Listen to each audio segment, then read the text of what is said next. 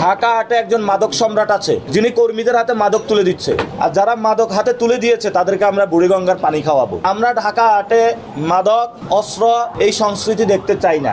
আমরা ইলেকশনটা চেয়েছিলাম একদম সিম্পল কথা, অর্থ এবং পেশি শক্তির বাহিরে একটি রাজনীতি, একটি নির্বাচন।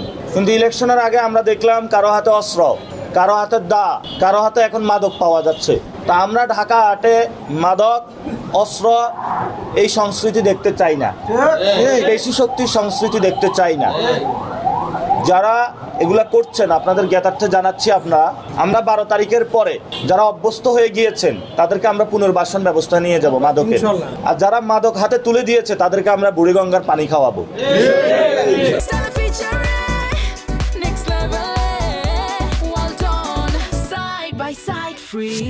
ঢাকা হাটে একজন মাদক সম্রাট আছে, যিনি কর্মীদের হাতে মাদক তুলে দিচ্ছে। আমি আপনাদের উদ্দেশ্যে বলবো যে জনগণের হাতে, কর্মীদের হাতে মাদক তুলে দিবেন না, তাদের হাতে লিফলেট তুলে দিবেন, একটা চাকরি তুলে দিবেন।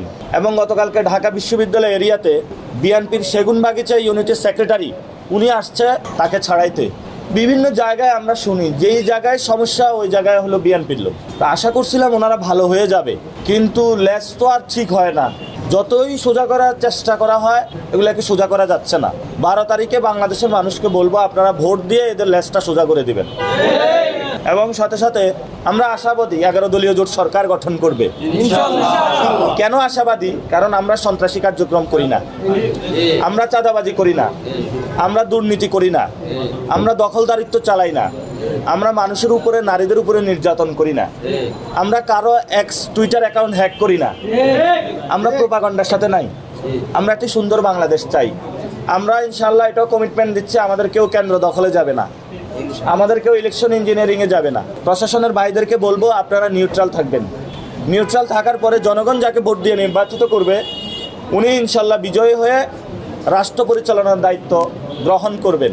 এবং আমরা ঢাকা হাটে গ্যাসের সমস্যা রয়েছে, পানির সমস্যা রয়েছে, এটা সমাধান করব। মাদক সমস্যা রয়েছে, সমাধান করব। এখানে হলে বাড়িওয়ালা ভাই আছেন, বাড়িওয়ালা ভাইরা অনেক সমস্যা রয়েছে, ঘুষ না দিলে পানি আসে না, গ্যাসের লাইন পায় না, আমরা এটা বন্ধ করব। সাথে সাথে এখানে নারীরা অনেক হেনস্থার শিকার হন, আমরা সেটা বন্ধ করব। আমরা ঢাকা হাটকে ইনশাল্লাহ যানজট মুক্ত করব।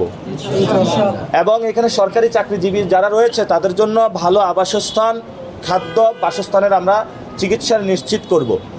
নারীদের জন্য ওয়ার্ড ভিত্তিক সব জায়গায় কমিউনিটি হেলথ সার্ভিস চালু করব, যাতে প্রসূতি মায়েরা এবং তাদের যে মায়েদের বাচ্চা রয়েছে তারা সহজে চিকিৎসা সুবিধা গ্রহণ করতে পারে। আমরা আলেম ওলামার যারা ইমাম খতিব রয়েছেন তাদের সর্বোচ্চ বেতনের ব্যবস্থা করব, যাতে ওনারা নিরাপদে সবাইকে নিয়ে থাকতে পারে।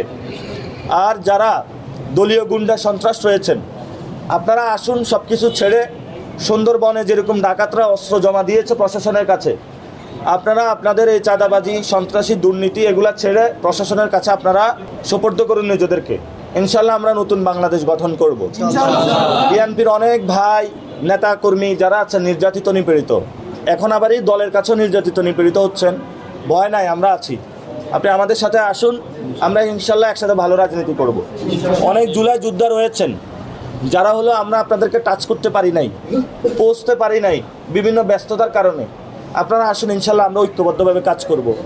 মতিঝিলে বিভিন্ন জায়গায় ঢাকা 8 আসনে ময়লার বাগার রাস্তার মধ্যে ফেলে রাখা হয়েছে, আমরা এগুলা নিজ হাতে পরিষ্কার করব এবং ঢাকা 8কে সুন্দর একটা নগরী বানাবো, যাতে সবাই আমরা নিরাপদে চলাফেরা করতে পারি।